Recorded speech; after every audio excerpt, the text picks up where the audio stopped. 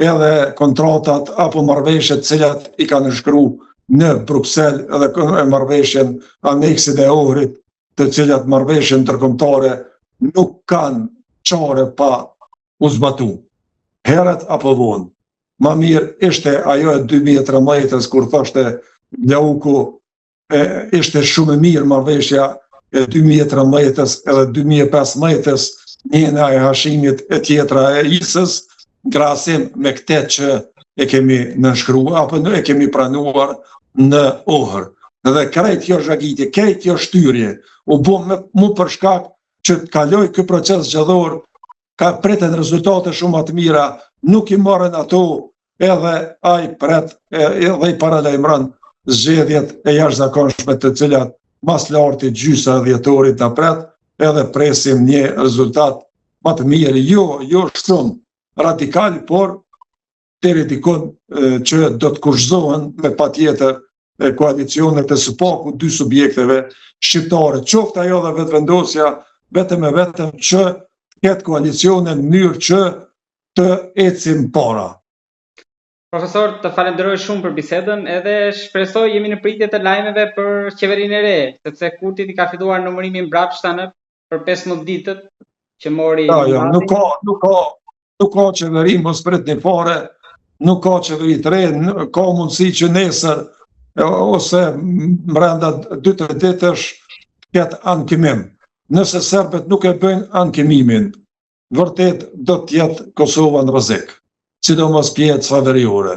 Unë uroj dhe dëshiroj që të ketë ankimim, përndryshe nuk presim diçka të mirë nëse nuk ndodh ankimimi në gjykatën kushtetuese. Ma mirë do të ishte ankimimi e të shkohet edhe një herë në një proces edhe të zgjedhet dikush që duhet, se sa kjo që ndodhi.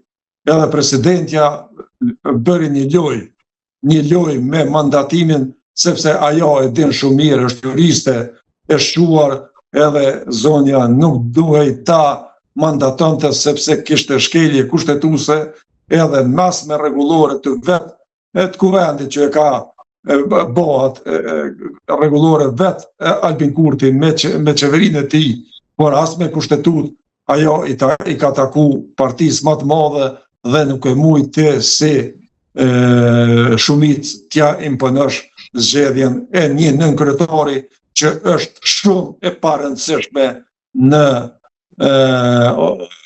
kuvend. Nuk ka asnjë rëndësi nënkryetari i 5 apo nënkryetari i minoriteteve.